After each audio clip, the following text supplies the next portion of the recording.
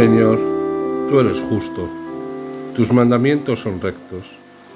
Trata con misericordia a tu siervo. Salmo 118. Bienvenidos, hermanas y hermanos, a su programa Crecer Juntos, aquí en Radio Anglicana. Bueno, pues seguimos con el profeta Oseas, el profeta al que hemos denominado de la misericordia de Dios. Y recordarán que les planteaba para este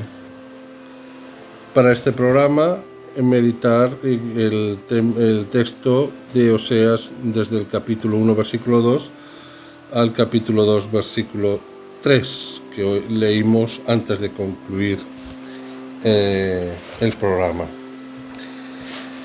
Pues bien, vamos a ver la situación de estos capítulos, de estos versículos que les pedí que fueran leyendo en el conjunto del libro de Oseas. Pues bien, la corrupción religiosa de Israel en tiempos del profeta justificaba la desigualdad social de manera escandalosa. Los israelitas habían dejado de creer en el Dios liberador y malgastaban la vida adorando ídolos de muerte. Los poderosos servían a tres dioses: el afán de poder, el ansia de tener y el deseo de aparentar.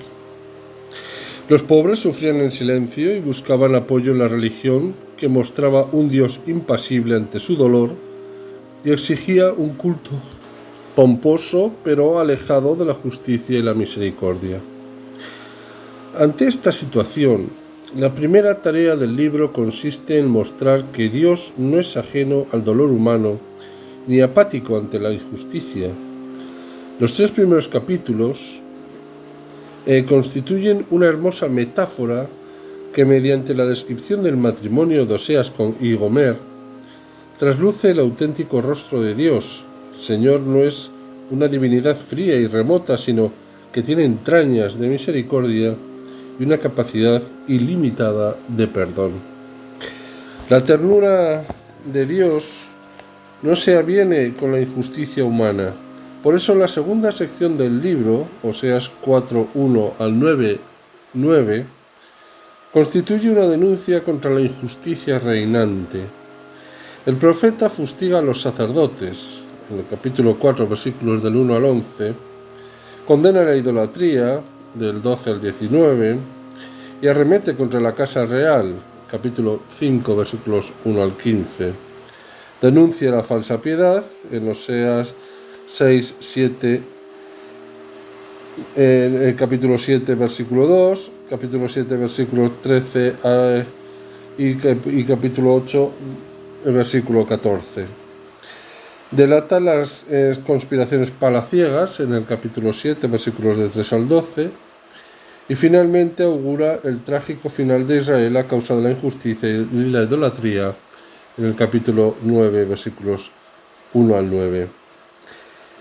Todos estos más adelante lo iremos viendo, Es un poco el contexto, la situación. Pues bien, el Dios que muestra la misericordia es su misericordia, que vemos en el capítulo 1, el versículo 3, y condena la infidelidad, capítulo 4, versículo 1 al capítulo 9, sigue tendiendo la mano a Israel, y aunque censura sus pecados, no cesa de ofrecerle el perdón generoso en los capítulos finales del libro. La tercera parte, ese capítulo 9, versículo 10, al capítulo 14, versículo 10, recorre la historia de las traiciones de Israel contra el Señor.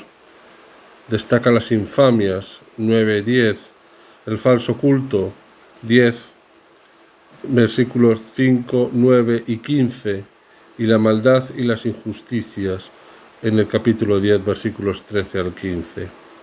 Pero más importante que la sinuosa historia de infidelidad es el perenne amor de Dios a su pueblo. Cuando Israel era niño, yo lo amé, y de Egipto llamé a mi hijo. Con cuerdas de ternura, con lazos de amor, lo atraía. Oseas 11, versículos 1 y 4. El Señor constata cómo la injusticia y la idolatría arrastran a Israel al desastre, en el capítulo 14, versículo 1, pero no se cansa de invitarle a regresar al regazo de su ternura. Vuelve, Israel, al Señor tu Dios. Yo sanaré su infidelidad y los amaré gratuitamente. Versículos 2 y 5 del capítulo 14. El fragmento objeto de nuestra reflexión pertenece a la primera sección del libro y realmente convendría leer en totalidad los capítulos 1 al 3 de Oseas, pero al ser muy largo, si nos ponemos a leerlo se nos van los 15 minutos. Nos vamos a centrar pues en estos versículos, en el 1 al 2 y del capítulo 2 al 3 que leímos en el programa anterior. Y en la descripción de los elementos del texto que hemos citado, en globalidad, los capítulos de Oseas 1 y 3 constituyen la metáfora que destaca la inmensa ternura del corazón de Dios y su inagotable capacidad de perdón. Será este el tema de reflexión en el que nos vamos a centrar. El pasaje de Oseas capítulo 1, versículo 2 al capítulo 2, versículo 25, describe el matrimonio de Oseas y Gomer como metáfora del amor incondicional de Dios por su pueblo. Iremos explicando, intentaré, los avatares del matrimonio para analizar después su significado. El Señor dijo a Oseas sin preámbulos: cásate con una prostituta y engendra hijos de prostitución. Capítulo 1, versículo 2. Oseas, sin réplica alguna, contrajo matrimonio con Gomer en el versículo 3. La prostitución, conocida en el Antiguo Testamento, ya veíamos en Génesis 38, 14, 30, Josué 2.1, Primera Reyes 3.16, es un acto de violencia contra la mujer sometida a una esclavitud inaceptable. Las mujeres caían en la prostitución por la necesidad de supervivencia o a causa del abuso del propio marido que las entregaba por dinero y muchas veces por culpa de la guerra. Después de una campaña, el botín de guerra incluía mujeres del país conquistado que se destinaban a la esclavitud y a la prostitución. Cuando no podían, por motivos de salud o edad, ejercer la prostitución, eran abandonadas en lugares yermos y a menudo morían de hambre o eran apedreadas. La mujer con quien se casa Oseas se llama Gomer. El término Gomer presenta dos acepciones negativas en el Antiguo Testamento. Veámosla. Noé tuvo 3 hijos, Sem, Can y Jafet. Lo vemos en Génesis 6.10. Jafet tuvo un hijo que se llamó Gomer, en Génesis 10.3 y Primera Crónicas 1.5. El hecho de que este hijo Gomer descienda de Jafet es un dato a tener en cuenta, pues los hebreos consideraban a Abraham su antepasado, Josué 24.2.4, el cual descendía a su vez de Sem, el primer hijo de Noé, Génesis 11.10.32, pero no del último Jafet. En este sentido, el nombre de la esposa de Oseas evoca a una mujer extranjera procedente de un pueblo ajeno al linaje de Abraham. Ya veis que el autor hila fino, pero bueno. La palabra Gomer identifica a un grupo enemigo de Israel. El profeta Ezequiel maldijo a un adversario acérrimo de los israelitas, el príncipe Gog, caudillo de las regiones de Mosoc y Tubal. El príncipe Gog poseía un gran ejército y contaba con tropas aliadas procedentes del país de Gomer, Ezequiel 38, 2, 9. En definitiva, el vocablo Gomer denota una mujer prostituta que no es de origen semita, es decir, que pertenece a una raza distinta a los israelitas y cuyo nombre se relaciona con los adversarios de Israel. Imaginémonos la escena, ¿vale? Oseas, un hombre con aspiraciones de profeta, se dirige a un barrio de prostitución y contrae matrimonio con una mujer cuyo nombre Gomer no es precisamente muy halagador. Ciertamente los planes de Dios divergen de la expectativa humana. Isaías 55:8. Los esposos engendran un primer hijo al que por orden de Dios llaman Jezrael. El porqué de ese nombre aparece en el mismo texto, porque dentro de poco tomaré cuenta a la familia de Jehú por la sangre derramada en Jezrael. Oseas 1:4. El apelativo Jezrael se relaciona con un lugar donde se derramó sangre, pero ¿qué sucedió en Jezrael?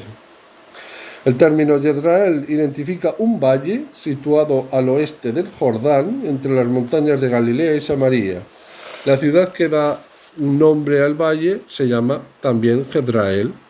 El Antiguo Testamento sitúa en la llanura de Jezrael batallas memorables, como que vemos en Jueces 6:33 y 1 Macabeos 12:49. Pero el libro de Oseas asocia la ciudad de Jezrael a los crueles sucesos narrados en 2 Reyes 9:10. Vamos a observarlos. No sé muy bien hasta dónde vamos a poder llegar, ¿vale? Pero bueno, nos vamos a adentrar en este tomate. La corrupción del rey Ahab, que reinó entre el año 885 y 874 a.C., y la idolatría de su esposa Jezabel, sumieron a Israel en el caos. Muerto Ahab, reinó durante 2 años su hijo Ocozías, que siguió la conducta de su padre y murió sin hijos, en el año 853 y 852 a.C., un añito. Lo podemos ver en 1 Reyes 22, 52, 54. Le sucedió en el trono su hermano Joram, entre los años 852 y 841 a.C. Un general de Joram, llamado Jehú, tramó una conspiración contra el rey, que podemos verlo en 2 Reyes 9:14, y que la Biblia presenta como voluntad divina, en 2 Reyes 9:1-13. Jehú se encaminó a Jezrael, donde asesinó a Joram por la espalda, 2 Reyes 9:24, hizo matar a Ocozías, rey de Judá, 2 Reyes 9:27-29, que había subido a Jezrael para auxiliar a Joram en la guerra contra Damasco, y eliminó violentamente a Jezabel, viuda del rey Ahab, 2 Reyes 9:30-37. Y yo creo que, hermanas y hermanos, después de este cacao de fechas, nombres, reinados y concupiscencias, lo vamos a dejar aquí, porque desde luego, si muchos directores de telenovelas actuales cogieran el libro de los reyes, cualquiera, el primero y el segundo, me río yo de las telenovelas turcas estas que están tan de moda. Pues bien, hermanas y hermanos, lo dejaremos aquí. Seguiremos con Jehú, Ahab, etcétera, etcétera, etcétera, si Dios quiere, en el programa que viene. De todas maneras, hay que reconocer que el pobre Oseas no le fue muy bollante la vida. Es estas cosas que tiene cuando Dios llama, ¿verdad? Que muchas veces nos da la sensación que vivíamos mejor antes. Pero bueno, siempre es mucho mejor estar de cara a Dios, viviendo su voluntad y saberse bendecido. Lo dejamos aquí. Me despido de ustedes. Queda aquí el presbítero Francisco Javier Izquierdo, de la Comunidad Apostólica Fronteras Abiertas, que peregrina en Zaragoza, España, y les pido que se unan una vez más conmigo en esta oración. Señor, tú que te has dignado redimirnos y has querido hacernos hijas e hijos tuyos, míranos siempre con amor de Padre y haz que cuantos creemos en Cristo tu Hijo alcancemos la libertad verdadera y la herencia eterna, por Jesucristo nuestro Señor. Amén. Pues bien, hermanas y hermanos, solo me queda convocarles a la próxima emisión de su programa Crecer Juntos aquí en Radio Anglicana. Y no olviden que todo es gracia.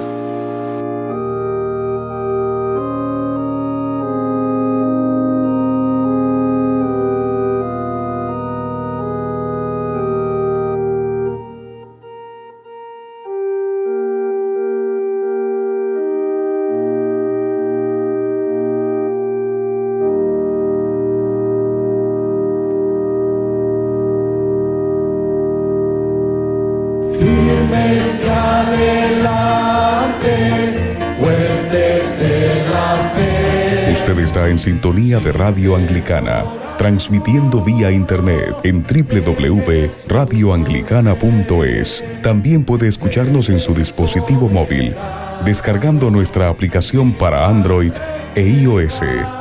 Radio Anglicana, la voz de la Iglesia.